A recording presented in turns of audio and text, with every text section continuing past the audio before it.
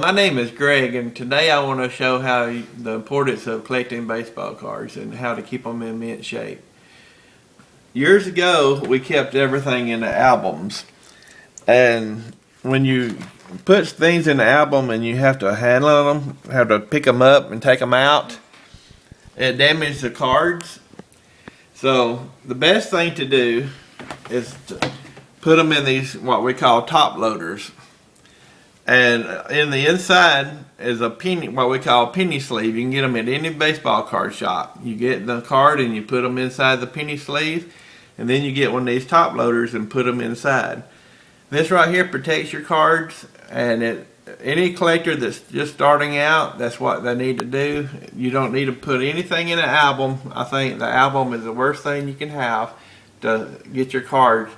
I've had several albums where I've had these things put up, and the cards, the plastic gets so heated and hot that you can't get the cards out, and they ruin the cards when you try to get them out. So the best thing to do is put them in these what they call top loaders. And now we're going to the graded things. If you ever want a card to get graded, that's the importance of the penny sleeves and the top loaders to keep the cards in shape. This is Mark McGwire rookie. This is graded a 7. And if you just look at it, you'd think the card is like in mint shape. When I turned this in, I thought I was really going to get a good grade. But if you turn it over on the back, they have different things that they go by for the grading. They have the centering, the corners, the edges, and the surface. And each one of these, the highest grade you can have on them is a 10.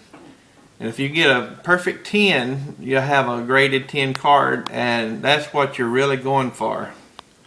And each thing, I have, this is a Shaquille O'Neal rookie, and this is a graded 9. This is one of the better ones. It's got a 10 on the centering, an 8.5 on the corners, a 9 on the edges, and a 9 on the surface. The only thing that made this not a 10 is when you turn them in, I had thumbprints on the card, and that's a no-no. So when you get a card out of the pack, if you want to keep the card as a real good card, grab it by its edges and put it in the sleeves that way, because if you get thumbprints on it and you ever want to get it graded, they take off for the grading. And here's one that's a 7.5. This one right here is the centering's off.